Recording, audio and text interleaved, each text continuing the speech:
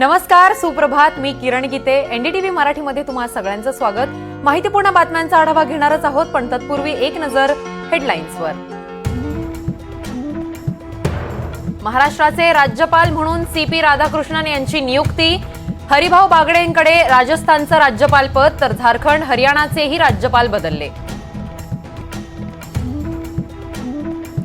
भाजप मुख्यालयात काल मुख्यमंत्री परिषदेची महत्त्वाची बैठक पार. पंतप्रधान मोदींसह भाजप शासित राज्यांचे मुख्यमंत्री आणि उपमुख्यमंत्र्यांचीही उपस्थिती.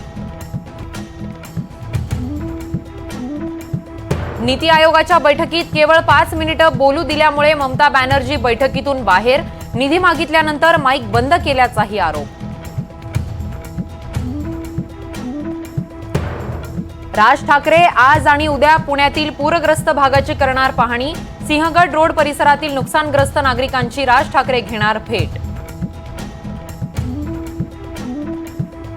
लोकमान्य टिळक पुरस्कार सुधा मूर्ती यांना जाहीर. NR नारायण मूर्ती यांना हा पुरस्कार यापूर्वीच प्रदान करण्यात आल्यानं एकाच कुटुंबातील दोघांना हा पुरस्कार मिळणारं हे पहिलंच दाम्पत्य.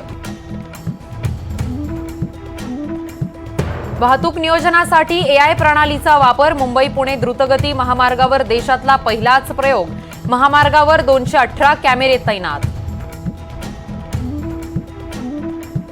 किल्ले शिवनेरीवरील तटबंदीचा काही भाग कोसळला. जमावबंदी लागू असतानाही पर्यटक किल्ल्यावर दाखल. पर्यटकांनी सावधानता बाळगण्याचं जुन्नर वनविभागाचं आवाहन. इस्रायलवर लेबननचा क्षेपणास्त्रांचा मारा. 11 मुलांचा मृत्यू. हिजबुल्लाने हल्ला केल्याची माहिती. इस्रायल बदला घेण्याच्या तयारीत.